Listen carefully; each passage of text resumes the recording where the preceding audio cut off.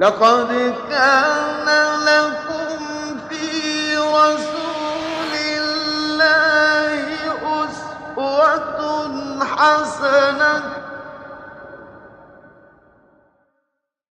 اعوذ باللہ من الشیطان الرجیم بسم اللہ الرحمن الرحیم اللہم صلی علی محمد وعلی آل محمد کما صلیت علی ابراہیم وعلی آل ابراہیم انک حمید مجید اللہم بارک علی محمد وعلی آل محمد کما بارکت علی ابراہیم وعلی آل ابراہیم انک حمید مجید اللہم رب اشرح لی صدری ویسر لی امری واحلل عقدۃ من لسانی یفقہوا قولی۔ میری ساری بہنوں کو السلام علیکم۔ اب تک ہم 3 باب پڑھ چکے ہیں۔ آج ہم انشاءاللہ تعالی اللہ کے فضل و کرم کے ساتھ 4تھا باب شروع کر رہے ہیں۔ اس باب کا نام ہے الاضاحی والذبائح والاطعمہ والاشربہ والعقیقہ والرفق بالحیوان۔ دوبارہ دہرا دیتی ہوں، لمبا نام ہے الاضاحی والذبائح والاطعمہ والاشربہ والعقیقۃ والرفق بالحیوان۔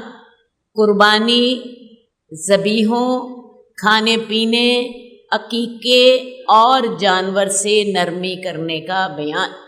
تو اس باب میں ہمارے کون سے مسائل آئیں گے؟ اس باب میں قربانی کے متعلق مسائل آئیں گے، ذبیحوں کے متعلق مسائل آئیں گے، کھانے اور پینے کے آداب کے بارے میں ہم پڑھیں گے، عقیقہ اور اس کے مسائل کے بارے میں ہم جانیں گے، اور جانوروں سے نرمی کرنے کا بیان۔ تو یہ ہم باب نمبر 4 کا آج آغاز کر رہے ہیں۔ عبداللہ بن عباس سے روایت ہے کہ وہ کہتے ہیں، میں نے رسول اللہ صلی اللہ علیہ وسلم کو فرماتے ہوئے سنا، میرے پاس جبریل آئے تھے تو انہوں نے کہا تھا، اے محمد، بے شک اللہ عز و جل نے شراب پر لعنت کی ہے، اور اس کے نچوڑنے والے پر، اس کو نچڑوانے والے پر، اس کو پینے والے پر، اس کو اٹھانے والے پر، اور جس کی طرف اسے اٹھا کر لے جایا جا رہا ہے اس پر بھی، اس کو فروخت کرنے والے پر لعنت کی ہے، اس کو خریدنے والے پہ لعنت کی ہے، اس کو پلانے والے پہ لعنت کی ہے، اور اس کے پینے والے یعنی ان سب پر لعنت کی ہے۔ حدیث کے الفاظ آپ سن چکے ہیں، تھوڑی سی وضاحت میں کر دیتی ہوں۔ اصل بات ہے، ہر چیز جو نشہ پیدا کرے وہ حرام ہے، کیونکہ حدیث کے لفظ ہیں کل مسکر حرام، ہر نشہ پیدا کرنے والی چیز حرام ہے۔ اب وہ نشہ پیدا کرنے والی چیز جو ہے وہ لیکوڈ ہے، وہ سالڈ ہے، وہ پاؤڈر ہے، وہ گیس کی شکل میں ہے، وہ جیسی بھی شکل ہو، جو چیز بھی نشہ پیدا کرے گی وہ حرام ہوگی۔ آج کل ہیروئن کا نشہ بڑا عام ہے، اسی طرح بعض جو ہوتے ہیں آج کل شیشہ کیفے بنے ہوئے ہیں جہاں کچھ چیزیں گیس کی شکل میں ہوتی ہیں جن کو سونگھنے سے نشہ ہوتا ہے۔ تو ہر وہ چیز جو نشہ پیدا کرے وہ حرام ہے۔ اگلی بات، جس چیز کی زیادہ مقدار نشہ پیدا کرے اس کی تھوڑی مقدار بھی حرام ہے، اس کی تھوڑی مقدار بھی حرام ہے۔ ایسا نہیں ہے کہ ایک چیز جو ہے وہ اگر اس کا پورا پیگ پیے تو تب نشہ ہو تو ہم سوچیں کہ نہیں جی اس کا ہم 1 قطرہ یا 2 قطرے پی لیتے ہیں۔ اللہ کے رسول صلی اللہ علیہ وسلم نے اس کو بھی سختی سے حرام فرما دیا ہے، کیونکہ یہی چیزیں کسی گناہ کی طرف چور دروازے ہوتے ہیں، اور اسلام برائی کی طرف لے جانے والے تمام راستے بند کرتا ہے۔ ہر وہ چیز جو کسی گناہ کی طرف لے جاتی ہے اس کو بھی اسلام حرام قرار دیتا ہے۔ اسی لیے آپ یہ دیکھیے کہ اس حدیث میں حضرت جبریل نے رسول اللہ صلی اللہ علیہ وسلم سے آ کر کیا کہا کہ اللہ تعالیٰ نے شراب پر لعنت کی ہے۔ اس کے علاوہ شراب نچوڑنے والے پر، یعنی جو شراب بناتا ہے، نچڑوانے والے پر، جس کے لیے شراب بنوائی جا رہی ہے، پینے والے پر، اس کو اٹھانے والے پر جو اس کو لوڈ کر رہا ہے، جس کی طرف اس کو اٹھا کے لے کے جایا جا رہا ہے، ایک دکان ہے جی، جہاں شراب جو ہے بیچی جاتی ہے اس کی طرف اس کو لے جایا جا رہا ہے، اس جس جو لے جانے والا ہے اس پر بھی اور جس کی طرف لے جایا جا رہا ہے اس پر بھی لعنت کی ہے، جو اس کو سیل کر رہا ہے اس پر بھی لعنت کی ہے، جو اس کو پرچیز کر رہا ہے اس پر بھی لعنت کی ہے، جو اس کو کسی کو پلا رہا ہے اس پہ بھی لعنت کی ہے، اور جو پی رہا ہے، ان سب پر اللہ تعالیٰ نے لعنت کی ہے۔ تو یہ 10 لوگ ہیں جن کا شراب کے سلسلے میں جن پہ لعنت کی گئی ہے۔ اصل بات ہے شراب اور نشاور چیزوں کا استعمال اتنا سنگین جرم ہے کہ رسول اللہ صلی اللہ علیہ وآلہ وسلم نے فرمایا کہ ہمیشہ شراب پینے والا ایسا ہے جیسے کسی بت کی عبادت کرنے والا۔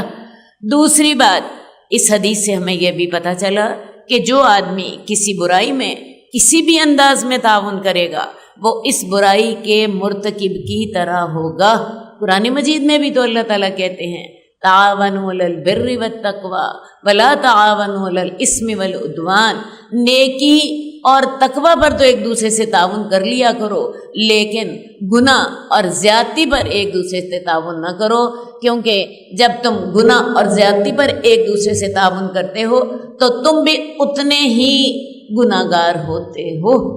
تو جو آدمی کسی برائی میں جس انداز میں تعاون کرے گا وہ اس برائی کے مرتکب کی طرح ہوگا۔ شراب تیار کرنے والی فیکٹریاں، اس کی تجارت کرنے والے افراد اور اس ملعون چیز کو متعلقہ دکان تک پہنچانے میں کسی قسم کا تعاون کرنے والے، اسے بیچنے والے، اسے خریدنے والے تمام یکساں قسم کے مجرم ہیں۔ کوئی شخص یہ نہ سوچے بھئی میں تو نہیں شراب پیتا، میں تو اس کا کاروبار کر رہا ہوں، میں دوسری چیزوں کو بھی تو سیل کرتا ہوں، سیل پرچیز کرتا رہتا ہوں، تو میں اس کو پیتا تو نہیں ہوں۔ تو شریعت نے تمام لوگوں کو جن کا تعلق اس کاروبار سے ہے ان کو یکساں مجرم قرار دیا ہے، اور سب پر حضرت جبریل نے لعنت کی۔ تو اس سے یہ بات بالکل واضح ہو جاتی ہے کہ برائی میں کسی بھی قسم کا تعاون کرنے والے لوگ اس کے ساتھی ہوتے ہیں۔ یہ لوگ تمام لوگ یکساں مجرم ہیں، اس لیے برائی پر، گناہ پر تعاون نہ کرو۔ ایسا نہ ہو کہ آپ بھی اس گناہ کے مجرم ٹھہرا دیے جائیں۔ حضرت عبداللہ بن عباس کہتے ہیں کہ رسول اللہ صلی اللہ علیہ وآلہ وسلم نے فرمایا شراب سے بچو کیونکہ شراب ہر برائی کی جڑ ہے۔ شراب ام الخبائث ہے۔ انسان شراب پی لیتا ہے، ہوش و حواس سے عاری ہو جاتا ہے اور پھر ہر گناہ کرنے کو تیار ہو جاتا ہے۔ آپ کو پتہ ہے شراب کے ساتھ کباب، اور شراب و کباب کے ساتھ پھر بدکاریاں، فحش کاریاں، وہ بھی اس کے ساتھ شامل ہوتی ہیں۔ تو شراب انسان کی عقل پہ پردہ ڈال دیتی ہے۔ اللہ تعالیٰ نے اس کو ام الخبائث قرار دیا۔ حدیث نمبر 792، حضرت عائشہ رضی اللہ تعالیٰ عنہ کہتی ہیں کہ جب جاہلیت میں لوگ بچے کا عقیقہ کرتے تھے تو روئی کا ٹکڑا عقیقے کے جانور کے خون میں رنگ دیتے تھے، اور بچے کا جب سر منڈواتے تو وہ جو خون کا ٹکڑا ہوتا تھا، جس کو روئی کا ٹکڑا ہوتا تھا، جس کو عقیقے کے جانور کے خون سے رنگا ہوتا تھا، وہ بچے کا سر مونڈنے کے بعد اس کے سر پر رکھ دیتے تھے۔ رسول اللہ صلی اللہ علیہ وآلہ وسلم نے فرمایا عقیقے والے دن بچے کے سر پر خون کی بجائے خلوق خوشبو لگایا کرو۔ اصل بات یہ ہے کہ جب انسان کو اللہ تعالیٰ اولاد دے اور انسان اولاد کی خوشی میں عقیقہ کرے تو اس کے احکامات یہاں پر بتائے گئے ہیں۔ بچہ پیدا ہو تو اس کی خوشی میں 7ویں دن عقیقہ کریں اور اس کا نام رکھیں۔ ویسے تو پہلے بھی نام رکھا جا سکتا ہے، آپ پہلے دن نام رکھ سکتے ہیں، آپ بچہ پیدا ہونے سے پہلے بھی سوچ سکتے ہیں کہ اللہ نے بیٹا دیا تو میں اس کا عبداللہ نام رکھوں گی، اور بیٹی دی تو میں اس کا نام کوئی اور جو آپ کو پسند ہے وہ رکھوں گی۔ لیکن 7ویں دن تک اس کو فائنل ضرور کر دیں، کیونکہ بعض اوقات دیر ہوتی جاتی ہے۔ تو 7ویں دن بچے کا عقیقہ کریں، 7ویں دن بچے کا نام رکھیں۔ اس کے علاوہ 7ویں دن ہی بچے کا سر بھی منڈوا دیں، اور سر منڈوانے کے بعد جو بال اتریں ان بالوں کے وزن کے برابر سونا یا چاندی صدقہ کریں۔ اگر آپ کو اللہ نے توفیق دی ہے تو ان بالوں کے وزن کے برابر سونا صدقہ کریں، اور اگر آپ کی حیثیت کم ہے تو ان بالوں کے وزن کے برابر چاندی صدقہ کر دیں۔ اس کے علاوہ جو آپ نے عقیقہ کرنا ہے، لڑکے کے لیے 2 بکرے اور لڑکی کے لیے 1 بکرا ذبح کریں۔ اب بعض اوقات میرے سے لوگ سوال کرتے ہیں کہ کیا ہم جو ہے عقیقے کے بھی قربانی کی طرح حصے کر سکتے ہیں؟ تو میں آپ کو بتاؤں ایسا نہیں ہے، کیونکہ حدیث میں عقیقے کے لیے یہ الفاظ آئے ہیں کہ لڑکی کے لیے 1 جانور اور لڑکے کے لیے 2 جانور۔ اب جب 2 جانور ہیں تو اس سے مراد 2 مکمل جانور ہیں، ان کا حصہ نہیں ہے۔ تو لڑکی کے لیے 1 بکرا یا بکری اور لڑکے کے لیے 2 بکرے بکری بھی قربانی کی جا سکتی ہے۔ اب عرب لوگ کیا کرتے تھے کہ جب وہ لوگ 7ویں دن عقیقہ کرتے تو بچے کا سر منڈواتے، تو جو جس جانور کو ذبح کرتے تھے ایک روئی کا ٹکڑا اس کے خون میں بھگو کے بچے کے سر پر، جو منڈوایا ہوا سر ہوتا تھا، اس پر ملتے تھے۔ رسول اللہ صلی اللہ علیہ وآلہ وسلم نے اس رسم سے بھی منع فرما دیا، اور آپ نے فرمایا کہ ایسا کرو، بچے کے سر پر خوشبو لگایا کرو۔ بچے کے سر پر خلوق ایک خوشبو کا نام ہے، وہ لگا دیا کرو۔ اب یہ ہے کہ ہمارے ہاں لوگ عقیقہ تو کرتے ہیں، لیکن لوگوں نے اس کو ایک رسم کی حیثیت دے دی ہے، اور عام طور پہ یہ عقیقہ جو ہوتا ہے کبھی سال بعد ہو رہا ہوتا ہے، کبھی 2 سال بعد ہو رہا ہوتا ہے۔ عقیقہ اگر سنت طریقے کے مطابق کرنا ہے تو 7ویں دن عقیقہ کر دے۔ بہت سے لوگوں کا خیال ہوتا ہے نہیں جی ابھی اس کی ماں جو ہے وہ ذرا بیمار ہے، انتظام کرنے کے قابل نہیں ہے، ذرا وہ بھی صحت مند ہو جائے، فلاں رشتہ دار بھی فلاں جگہ سے آ جائے اور فلاں رشتہ دار بھی اس میں شامل ہو جائے۔ ایسا کیجئے، برکت اگر آپ چاہتے ہیں تو اس کو سنت طریقے کے مطابق 7ویں دن کر لیں۔ ایک تو بات ہوئی یہ والی، باقی اگر کسی کو توفیق نہیں ہے، کیونکہ ظاہر ہے آج کل بکری یا بکرا جو ہے اس کی قیمت 20-25 ہزار سے تو کم نہیں ہوتی، تو پھر ایسا کیجئے، اگر آپ کو توفیق نہیں تو نہ کیجئے، لیکن اگر آپ کر لیں تو یہ بچے کی طرف سے صدقہ ہوتا ہے۔ رسول اللہ صلی اللہ علیہ وآلہ وسلم نے اپنا عقیقہ جو ہے وہ نبوت کے بعد کیا تھا۔ رسول اللہ صلی اللہ علیہ وسلم نے اپنا عقیقہ نبوت کے بعد کیا تھا۔ آپ بھی ایسا کر سکتے ہیں۔ کسی بچے کی پیدائش کے وقت آپ کو علم نہیں تھا اس سنت کا، یا آپ کے پاس گنجائش نہیں تھی، تو ایسا کر سکتی ہیں، بعد میں بھی کسی وقت کر سکتی ہیں۔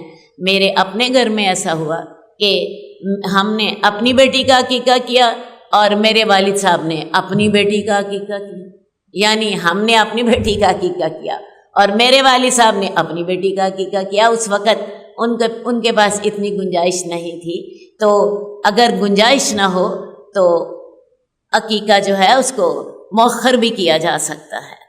حدیث نمبر 793، عبداللہ بن عمر سے روایت ہے کہ رسول اللہ صلی اللہ علیہ وآلہ وسلم نے فرمایا، ہمارے لیے 2 مردار حلال کر دیے گئے ہیں اور 2 خون بھی حلال ہیں۔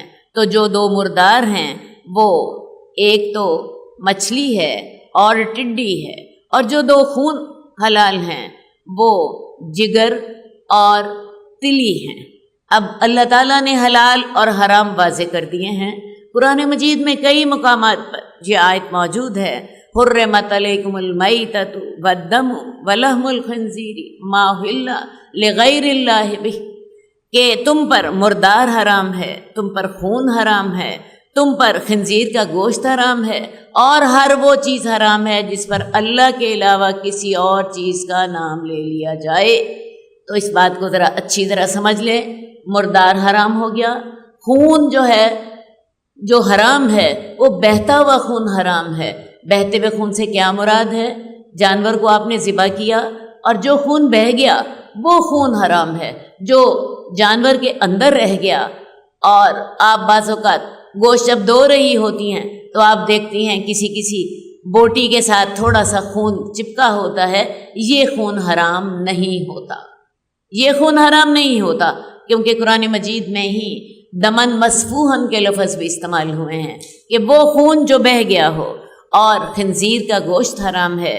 اس کے علاوہ ہر وہ چیز جس پر اللہ کے علاوہ کسی اور کا نام لے لیا جائے، اللہ کے علاوہ کسی اور چیز کا نام لے جانے سے کیا مراد ہے؟ مثلا کوئی شخص کہہ رہا ہے یہ چیز تو نظر اللہ اور نیاز حسین ہے، اب یہ جو نیاز حسین ہے یہ چیز حرام ہے۔ کس طرح حرام ہے؟ جیسے مردار حرام ہے، جیسے خون حرام ہے، جیسے خنزیر کا گوشت حرام ہے۔ اسی طرح بہت سے لوگ جو ہیں امام جعفر صادق کے کنڈے جو ہیں وہ دے رہے ہوتے ہیں، کچھ لوگ 11ویں والے پیر کے نام پہ دودھ کا چڑھاوا چڑھا رہے ہوتے ہیں۔ تو جو چیز بھی اللہ کے علاوہ کسی اور کے نام پر دی جائے وہ حرام ہوتی ہے۔ تو اس جو حلال اور حرام کے اللہ تعالیٰ نے مسائل جو ہیں وہ واضح کر دیے ہیں۔ اب اس حدیث میں اللہ تعالیٰ نے 2 مردار جو ہیں ان کو ہمارے لیے حلال قرار دیا۔ اب حدیث میں الفاظ رسول اللہ صلی اللہ علیہ وآلہ وسلم کے ہوتے ہیں، اور میں اکثر لفظ استعمال کر رہی ہوتی ہوں اللہ نے حرام کیا۔ اصل بات ہے کہ رسول اللہ صلی اللہ علیہ وآلہ وسلم جو احکامات ہمیں دیتے ہیں وہ اللہ کے حکم سے دیتے ہیں، وہ اپنی مرضی سے کچھ بھی نہیں دیتے۔ اور قرآن مجید میں بھی ہے کہ جو اللہ کے رسول کی اطاعت کرتا ہے اصل میں وہ اللہ کی اطاعت کرتا ہے۔ بات سمجھ آئی ہے؟ تو 2 مردار جو حلال ہیں وہ کون کون سے ہیں؟ ایک مچھلی اور دوسرے ٹڈی۔ اب مچھلی جو ہے یہ آپ دیکھتی ہیں ہم نے کبھی بھی ذبح نہیں کی۔ مچھلی اگر سمندر سے اس کا شکار کیا جائے اور وہ مردہ مچھلی جو ہے ہم اسے پکڑ لیں تو یہ ہمارے لیے حلال ہے۔ دوسری چیز ٹڈی۔ ٹڈی سے مراد یہاں پہ وہ ٹڈی نہیں ہے جو ہمارے کپڑوں کو کھا لیتی ہے، بلکہ ٹڈی سے مراد ٹڈی دل ہے۔ ٹڈی دل جو ہے یہ اتنا بڑا جانور ہوتا ہے، تقریباً کوئی آپ سمجھ لیجئے 3 یا 4 انچ لمبا، اور یہ جھنڈ کے جھنڈ آتے ہیں اور یہ پوری جو فصل ہوتی ہے اس فصل کو ختم کر دیتے ہیں، وہ ساری چٹ کر جاتے ہیں۔ تو یہ ٹڈی دل جو ہے یہ اگر مردہ بھی ہو تو تب بھی حلال ہے۔ تو یہ ٹڈی دل جو ہے یہ مردہ بھی حلال ہے۔ تو 2 مردار حلال ہیں، ایک جو ہے مچھلی اور ایک ٹڈی دل، اور جو 2 خون جائز ہیں وہ کلیجی اور تلی۔ آپ دیکھتی ہیں جب ہم جانور کو ذبح کرتے ہیں تو کلیجی کا گوشت جو ہوتا ہے یہ جمع ہوا خون ہوتا ہے، اسی طرح تلی بھی جو ہوتی ہے وہ بھی بوٹی نہیں ہوتی، وہ بھی خون ہی کی ایک شکل ہے۔ تو اللہ تعالیٰ نے کلیجی اور تلی ان دونوں کو بھی حلال قرار دیا ہے۔ اب اس حدیث سے ایک اور بات کی سمجھ بھی آتی ہے کہ احادیث کے ساتھ قرآن مجید کے احکامات کو سمجھا جا سکتا ہے۔ اب قرآن نے تو واضح کر دیا کہ مردار حرام ہے، لیکن حدیث واضح کر رہی ہے کہ مردار جو ہے واقعی حرام ہے، لیکن یہ 2 مردار جو ہیں یہ جائز ہیں۔ تو اس سے آپ کو یہ سمجھ آئی کہ حدیث قرآن کی تشریح کرتی ہے اور بعض اوقات قرآن کے احکامات کو خاص بھی کر دیتی ہے۔ عام حکم یہی ہوگا مردار حرام ہے، لیکن اس حدیث نے 2 مرداروں کو خاص کر دیا کہ مچھلی اور ٹڈی جو ہے، ٹڈی دل والی ٹڈی جو ہے وہ مری ہوئی ہو تو تب بھی جائز ہے۔ اسی طرح قرآن آپ کو بتا رہا ہے کہ خون حرام ہے، اور یہ حدیث خاص کر رہی ہے کہ 2 خون بھی جائز ہوں گے، اور وہ کون سے ہیں؟ جگر اور تلی۔ تو لہٰذا اس حدیث سے ہمیں اس اصول کا بھی پتہ چلا کہ حدیث جو ہے وہ قرآن کی تشریح کرتی ہے، قرآن کے عام احکامات کو خاص کر دیتی ہے اور ان کی وضاحت کر دیتی ہے۔ حدیث نمبر 795 عمر بن ابی سلمہ سے روایت ہے کہ وہ رسول اللہ صلی اللہ علیہ وسلم کے پاس داخل ہوئے اور آپ کے پاس کھانا تھا۔ آپ نے کہا، اے میرے بیٹے قریب آ جاؤ اور اللہ کا نام لو، اپنے دائیں ہاتھ سے کھاؤ اور اس میں سے کھاؤ جو کہ تیرے سامنے ہے۔ یہ عمر بن ابی سلمہ جو ہیں یہ ام سلمہ کے بیٹے ہیں۔ ہم نے آپ کو پہلے بھی بتایا تھا کہ جب ام سلمہ کے شوہر ابو سلمہ شہید ہو گئے تو رسول اللہ صلی اللہ علیہ وسلم نے عدت کے بعد ام سلمہ سے نکاح کر لیا۔ ام سلمہ کے ساتھ ان کے 3 یا شاید 4 بچے بھی تھے، تو وہ بھی رسول اللہ صلی اللہ علیہ وسلم کے گھر میں ام سلمہ کے ساتھ تھے اور اللہ کے رسول صلی اللہ علیہ وسلم کے گھر میں ہی ان کی پھر پرورش ہوئی۔ تو رسول اللہ صلی اللہ علیہ وسلم ان کو اولاد ہی کی طرح پالتے تھے۔ تو یہ عمر بن ابی سلمہ کہتے ہیں کہ میں رسول اللہ صلی اللہ علیہ وسلم کے پاس گیا، آپ کے پاس کھانا پڑا ہوا تھا، تو آپ نے کہا، بیٹے قریب ہو جاؤ، اللہ کا نام لو، دائیں ہاتھ سے کھاؤ اور اس سے کھاؤ جو کہ آپ کے سامنے ہے۔ تو یہاں پہ آپ کو کھانے کے آداب بتائے جا رہے ہیں۔ کھانے کا آغاز جو ہے بسم اللہ سے کریں، اللہ کا نام لے کر کھائیں، اور اگر آپ کو اللہ کا نام لینا بھول جائے تو کھانے کے دوران جب بھی یاد آئے اسی وقت کہیے بسم اللہ اولہ و آخرہ، اور دائیں ہاتھ سے کھائیں، اپنے سامنے سے کھائیں۔ ہاتھ دھونے سے پہلے اپنی انگلیاں جو ہیں وہ چاٹ لیں اور چاٹ کر صاف کریں۔ دوبارہ میں آپ کو بتاتی ہوں کہ جو ہاتھ دھونے سے پہلے اپنی انگلیاں زبان سے چاٹ لیں۔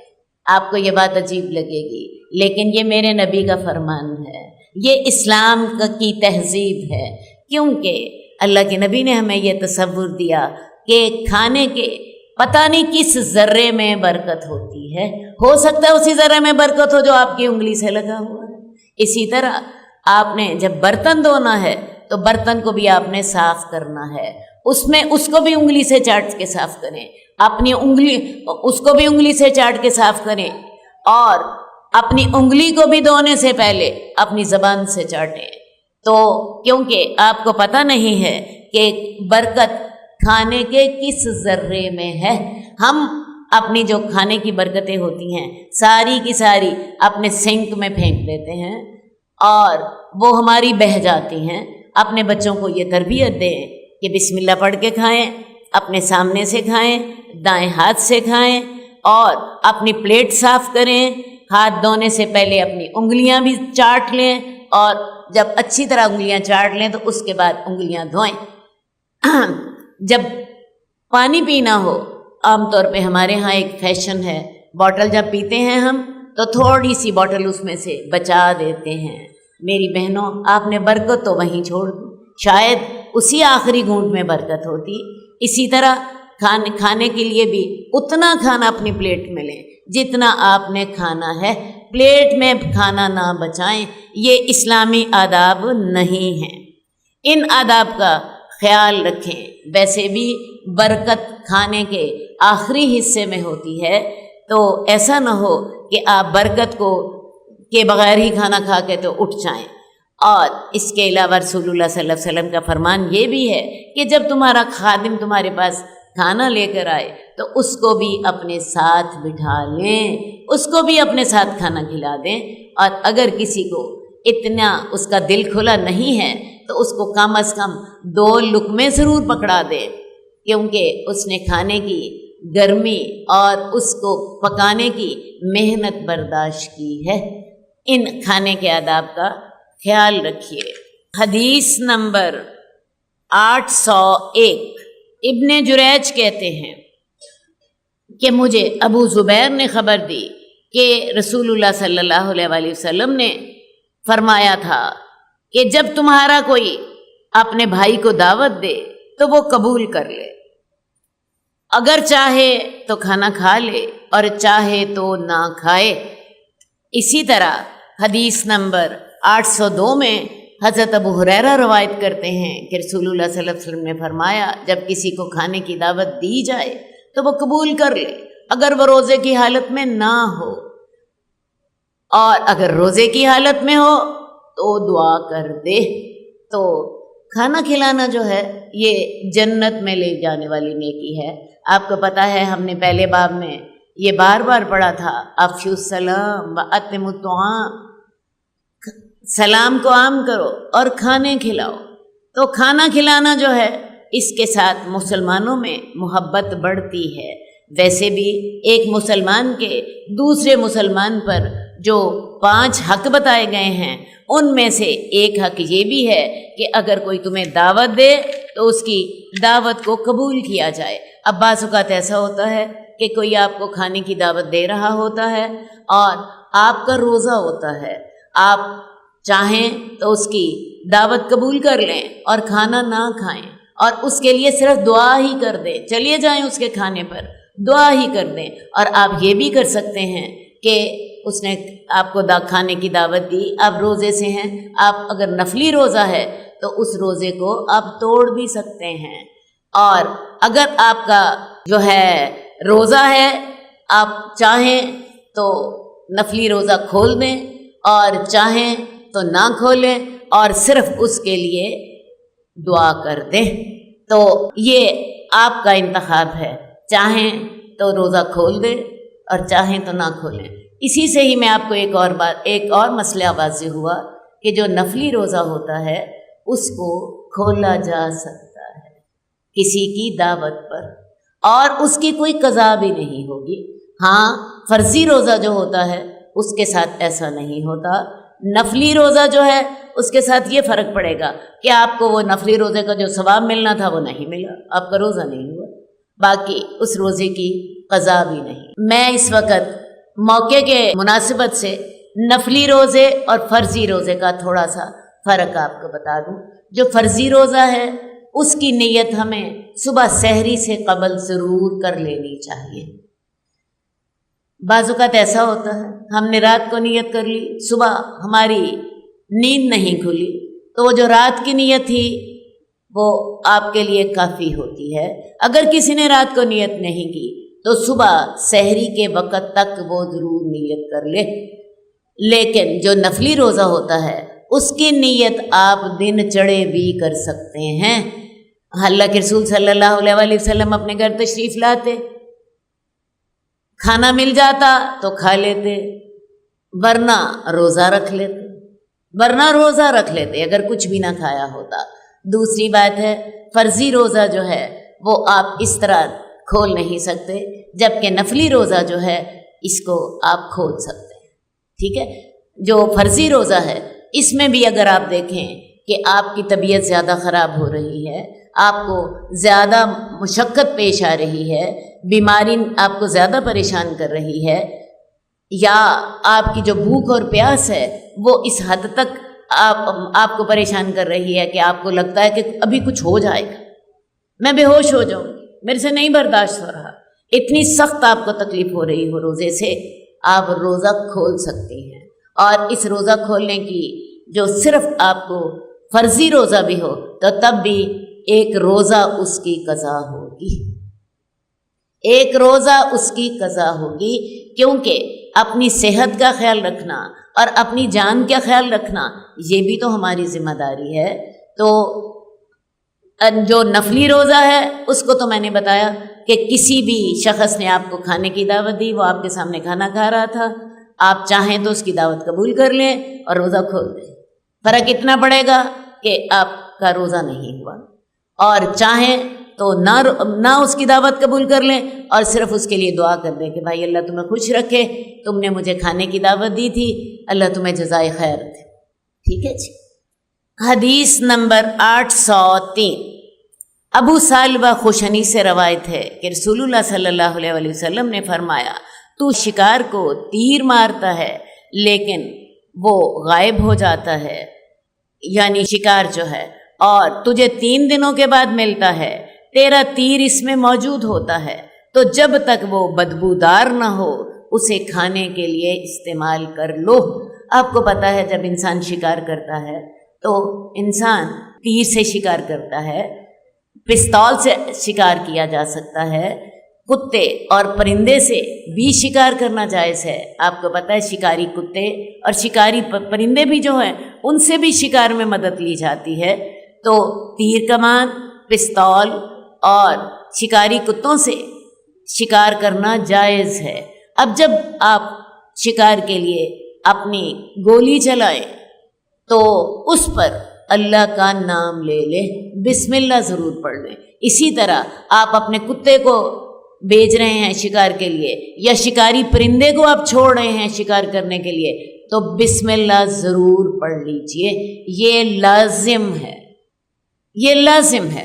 اس کے بعد آپ نے بسم اللہ پڑھ کے شکار کو مارا، شکار کو تیر مارا۔ آج کل چونکہ گولیوں کا زمانہ ہے، آپ نے بسم اللہ پڑھ کے گولی چلائی، اب ہوا یہ وہ شکار غائب ہو گیا، آپ نے اسے ڈھونڈا، آپ کو نہیں ملا۔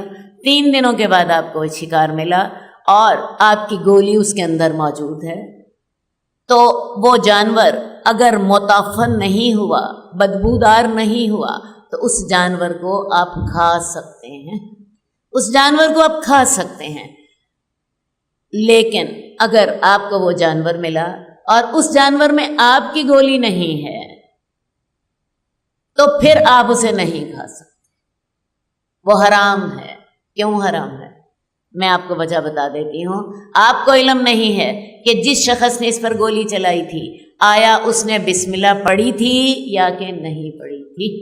تو 2 چیزیں لازم ہیں کسی جانور کو ذبح کرنے کے لیے، یا جس سے جانور حلال ہوتا ہے اس پہ بسم اللہ پڑھی جائے، اس کا خون بہایا جائے۔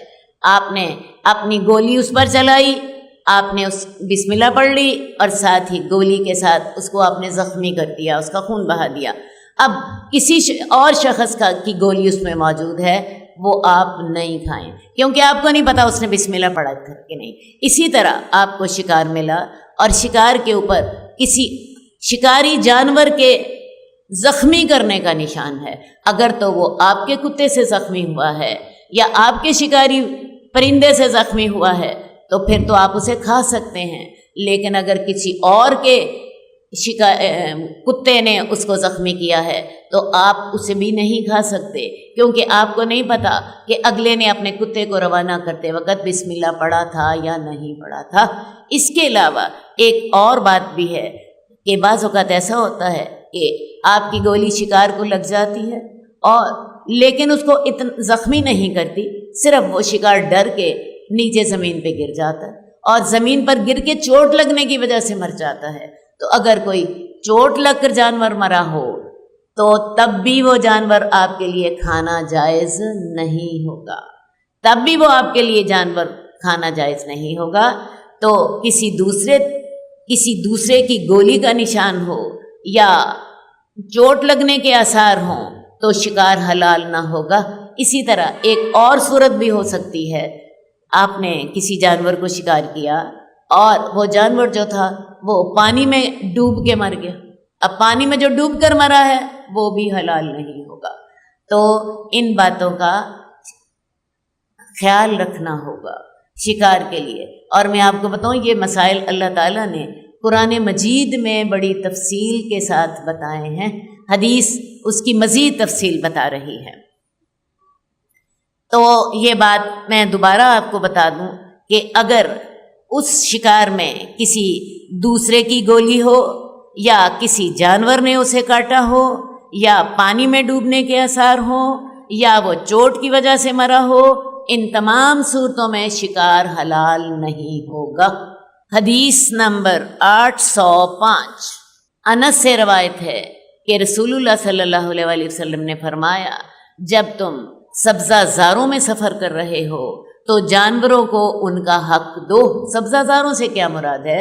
ایسی زمین جہاں پہ جو ہیں خوب گھاس اگی ہوئی ہے، جانوروں کے لیے چارہ موجود ہے، تو جانوروں کو ان کا حق دو۔ کیا مراد ہے؟ جانوروں کو چرنے کے لیے چھوڑ دو تاکہ وہ اپنا پیٹ بھر لیں۔ اور جب تم بنجر زمین سے گزر رہے ہو تو تیز چلو، یعنی جہاں پہ کچھ بھی نہیں اگا ہوا تو تیز چلو اور رات کو سفر کیا کرو، کیونکہ رات میں زمین کی مسافت مختصر ہو جاتی ہے۔ تم جب کہیں پڑاؤ ڈالو تو راستے کے درمیان میں ڈیرا مت لگاؤ، کیونکہ ایسے مقامات رات کو ہر قسم کے جانوروں کا ٹھکانہ ہوتے ہیں۔ تو اس حدیث میں ہمیں سفر کے آداب بتائے جا رہے ہیں کہ اگر ایسی زمین سے گزرو جو سرسبز ہے، جانوروں کو وہاں پہ چرنے چگنے کے لیے چھوڑ دو تاکہ وہ اپنا پیٹ بھر سکیں، اور اگر زمین بنجر ہے تو پھر ایسا کرو کہ تیز چلو اور وہاں سے جلدی جلدی گزرنے کی کوشش کرو۔ رات کو سفر کیا کرو، کیونکہ رات کو زمین سمیٹ دی جاتی ہے۔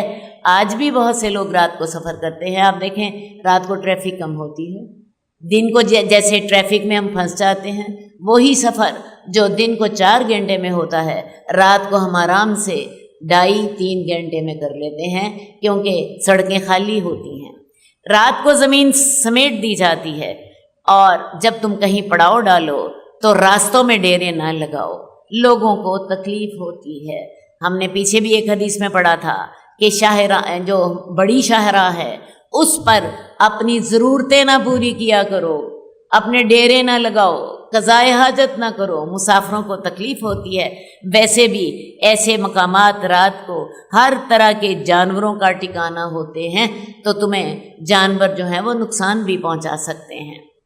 حدیث نمبر 806، ابو ہریرہ سے روایت ہے کہ رسول اللہ صلی اللہ علیہ وسلم نے فرمایا کہ جب کوئی آدمی پانی پیے تو برتن کے اندر سانس نہ لے، اور اگر وہ پانی پینا چاہتا ہے تو برتن کو منہ سے دور کر دے اور دوبارہ پانی پینا شروع کر دے۔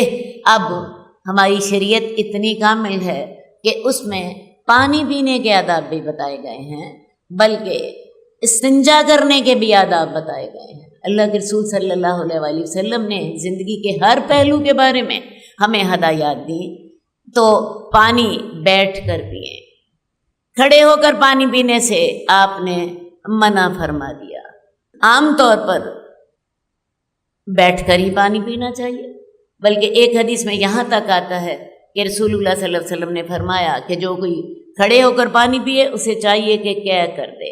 لیکن ہم ایک حدیث پڑھ کر آئے ہیں کہ رسول اللہ صلی اللہ علیہ وسلم کے زمانے میں ہم چل پھر کر کھا پی لیتے تھے، تو لہٰذا بہتر تو یہی ہے کہ انسان بیٹھ کر پانی پیے، لیکن اگر کوئی مسئلہ ہے تو کھڑے ہو کر بھی پانی پیا جا سکتا ہے۔ برتن میں سانس نہ لیں، اور 3 برتن سانسوں میں پانی پئیں، گٹاگٹ پانی نہ چڑھائیں۔ اب آج کل دیکھیں رمضان ہے، ہم روزہ کھولتے ہیں، ظاہر ہے پیاس لگی ہوتی ہے، منہ خشک ہوتا ہے، تو بعض لوگ جو کرتے کیا ہے، 1 گلاس چڑھایا، دوسرا گلاس چڑھا دیا، تو یہ طریقہ درست نہیں ہے۔ گٹاگٹ پانی نہ پئیں، پانی 3 سانسوں میں پئیں، 1 گھونٹ پانی پئیں ٹھہر جائیں، پھر 1 گھونٹ پانی پئیں پھر ٹھہر جائیں، پھر 1 گھونٹ پانی پئیں پھر ٹھہر جائیں، ٹھیک ہے؟ اس طرح پانی پینے سے آپ کی جلدی پیاس بجھ جاتی ہے، ورنہ اس طرح انسان پانی پیتا چلا جاتا ہے اور نیت نہیں بھرتی۔ بعض اوقات انسان 3 گلاس چڑھا جاتا ہے اور پھر اس کے ساتھ ہوتا کیا، پیٹ میں درد شروع ہو جاتی ہے، ہم چارپائی پر لیٹ جاتے ہیں، مغرب کی نماز پڑھنے کے بھی قابل نہیں رہتے۔ تو رسول اللہ صلی اللہ علیہ وسلم نے ہمیں طریقہ بتایا کہ جب تم میں سے کوئی پانی پیے تو گٹاگٹ نہ پیے، پانی پئیں، 1 گھونٹ لیں، 2 گھونٹ لیں، بس کریں، ٹھہر جائیں، پھر 1 گھونٹ پئیں پھر ٹھہر جائیں۔ اس طرح آپ کی طبیعت جلدی سیر ہو جاتی ہے۔ دوسری بات یہ ہے کہ جب پانی پئیں تو برتن کے اندر سانس نہ لیں۔ جب آپ نے وہ سانس لینا ہے، گلاس کو پیچھے کر دیں، آپ نے یوں پانی پیا، گلاس تھوڑا سا پیچھے کر کے سانس لے لی، کیونکہ آپ کو پتہ ہے آپ کا سانس جو ہوتا ہے وہ گندا ہوتا ہے۔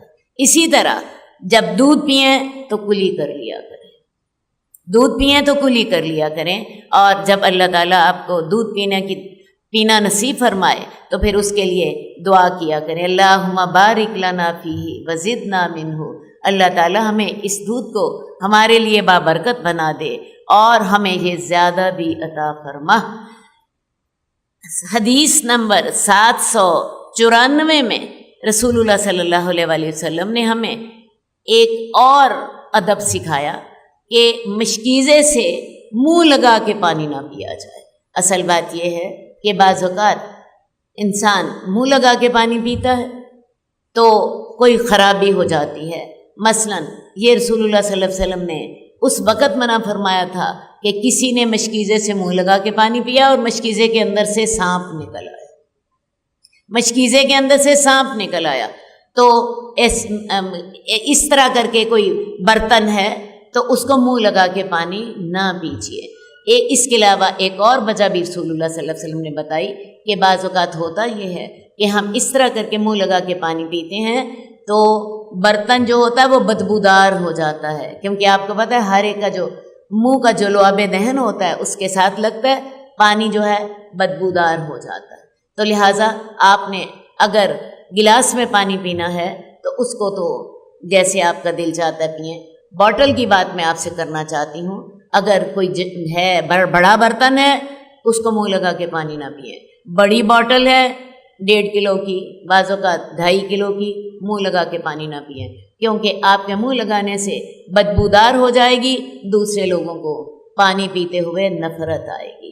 ہاں اگر بالکل چھوٹی باٹل ہے جو کہ پوری کی پوری آپ خود ہی پی رہے ہیں، اسے ختم کر دیں گے تو پھر آپ اسے منہ لگا کے پانی پی سکتی ہیں، ورنہ گلاس میں پانی ڈالیں یا کوئی مشروب ہے گلاس میں ڈالیں اور سارے لوگ اس کو اپنے اپنے گلاسوں میں پی لیں۔ اللہم صلی علی محمد وعلی آل محمد کما صلیت علی ابراہیم وعلی آل ابراہیم انک حمید مجید۔ اللہم بارک علی محمد وعلی آل محمد کما بارکت علی ابراہیم وعلی آل ابراہیم انک حمید مجید۔ مولاي صل وسلم دائما